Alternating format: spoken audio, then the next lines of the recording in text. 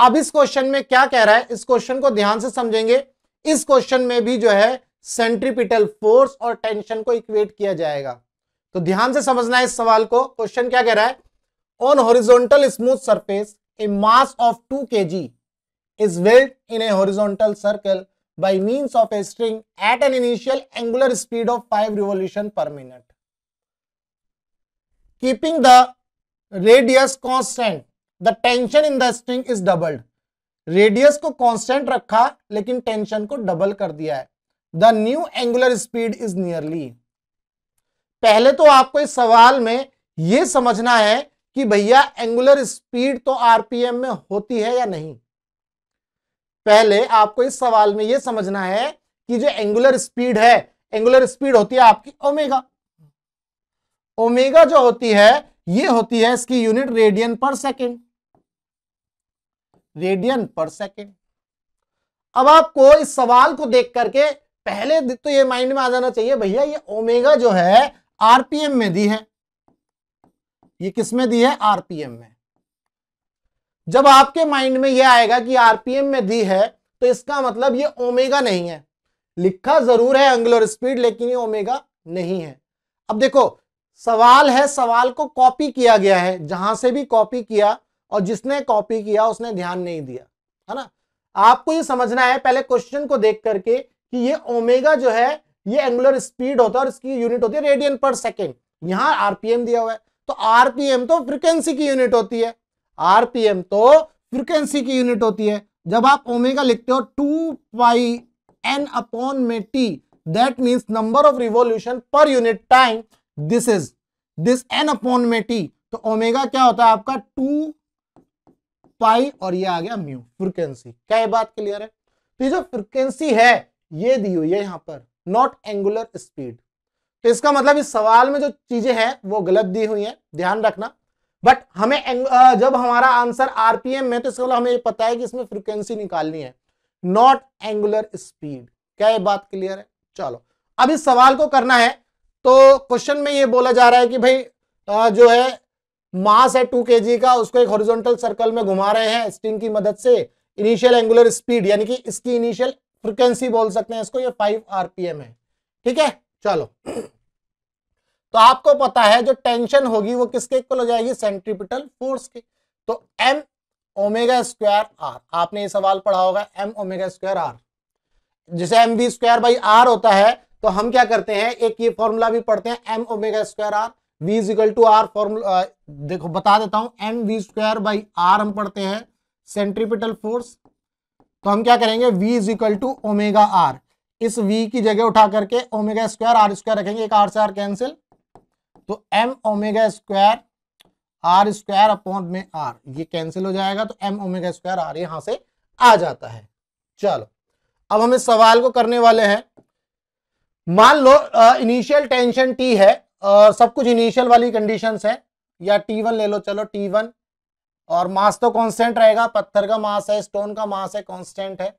Omega 1 ले लेते हैं और ये r भी कांस्टेंट है ना, कीपिंग द रेडियस कांस्टेंट। तो t2 कितना हो जाएगा, t2 हो जाएगा m ओमेगा 2 का स्क्वायर और ये r। क्या ये बात क्लियर है? अब हमें ओमेगा नहीं निकालना है, ध्यान रखना।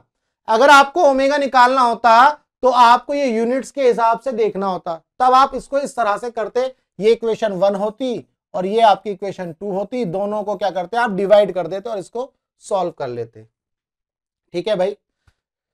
अब हमें यहां पर ओमेगा नहीं निकालना, हमें निकालनी है एंगुलर फ्रीक्वेंसी। तो हम क्या करेंगे, t1 is equal to m, तो m कैंसिल हो जाएगा, देखो कांस्टेंट है, चलो लिख देते हैं m, ओमेगा की जगह क्या आएगा 2 पाई म्यू, 2 पाई म्यू, ये v1 हो गया म्यू1, और 2 पाई म्यू 2, इन दोनों का मैंने स्क्वायर कर दिया है, डिवाइड कर रहा हूं मैं डायरेक्ट, और ये r, ठीक है।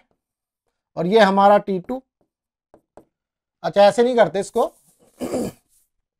पहले t1 ही लिख लेते हैं, t1 is equal to m 2 pi mu 1 का स्क्वायर, और ये आ गया आपका r, और t2 कितना हो गया m 2 पाई म्यू 2 का स्क्वायर, और ये हो गया r। इन दोनों को आप डिवाइड कर दोगे, जैसे ही आप इसको डिवाइड करोगे अब यहां पर काटम पीटी कर दोगे, ये कैंसिल हो जाएगा। T1 तो T ले लो और T2 आपका दिया हुआ है डबल हो जाएगा ना, keeping the radius constant and the tension in the string is doubled, that means ये 2T हो जाएगा। अब यहां से देखो 2 पाई से 2 पाई भी कैंसिल कर सकते हो आप, स्क्वायर के अंदर है तो ये पूरा कैंसिल हो जाएगा, तो μ1 का स्क्वायर अपॉन में μ2 का स्क्वायर, तो यहां से T भी कैंसिल हो गया। अब हमारे पास क्या है μ1 कितना है 5 रिवॉल्यूशन पर सेकेंड पर मिनट सॉरी, तो μ2 इज इक्वल टू ये 5 का स्क्वायर है ना, μ2 इज इक्वल टू μ2 स्क्वायर μ1 का स्क्वायर और ये आ गया 2, तो यहां से μ2 कितना आ गया, ये आ गया √2 μ1, दैट मीन्स √2 आपका कितना है, √2 हो जाएगा आपका 1.41 इंटू V1 कितना है आपका 5। आप इसको सॉल्व करोगे तो नियर अबाउट ये 7 आ जाएगा, 7 RPM। क्या ये बात क्लियर है? आप इसको सॉल्व कर लेना, ये किसके इक्वल आ जाएगा, 7 RPM के इक्वल आ जाएगा। क्या ये बात क्लियर है? तो आपको क्वेश्चन को देखते वक्त, क्वेश्चन को करते वक्त ये सब चीजें समझनी है कि एक्चुअल में एंगुलर स्पीड पूछी है या आरपीएम पूछा है। बहुत सारे बच्चे क्या करेंगे, इसको यहां से करना शुरू करेंगे और गलत कर देंगे। अगर आप इसमें ω1 और ω2 को रख करके करोगे तो ये गलत हो जाएगा। कैसे गलत हो जाएगा इसको समझो। देखो ω1 आप रखोगे ω1 5 रिवॉल्यूशन पर मिनट, जबकि ω1 तो आरपीएम में होता ही नहीं है। जब भी आप इसका ω1 रखोगे तो वो रखोगे आप 2 पाई इंटू म्यू, यानी कि 2 पाई इंटू 5, इस तरह से रखोगे, है ना। जब इस तरह से आप इसको सॉल्व करोगे तो ये सवाल जो है गलत आएगा। आंसर ω2 निकाल लेना, π/6 √2 कुछ करके आएगा। ठीक है, तो आपको ये समझनी है चीजें कि भैया इसके अंदर क्या पूछा है, उसी हिसाब से आपको ये सवाल करना है। तो उम्मीद करता हूं आपको ये जो कॉन्सेप्ट है अच्छे से समझ में आया होगा। अगर आपको ये कॉन्सेप्ट अच्छे से समझ में आ गया तो वीडियो को लाइक करना और चैनल को सब्सक्राइब करना। अगर आपको फिजिक्स के अंदर कोई भी डाउट है तो आप व्हाट्सएप कर सकते हैं, मुझे नंबर मैंने यहाँ दिया हुआ है। टेलीग्राम पर ग्रुप ज्वाइन करिए और चैनल को सब्सक्राइब जरूर करिए, वहां पर मैं लेटेस्ट अपडेट डाल दूंगा। इसके बाद आप वेबसाइट पर जाएंगे, वहां से आप इसका पीडीएफ डाउनलोड कर सकते हैं। वहां एक रिसोर्स का टैब होगा, वहां से आप इसका पीडीएफ डाउनलोड कर लेंगे। तो चलिए मिलेंगे हम अपने नेक्स्ट क्वेश्चन में।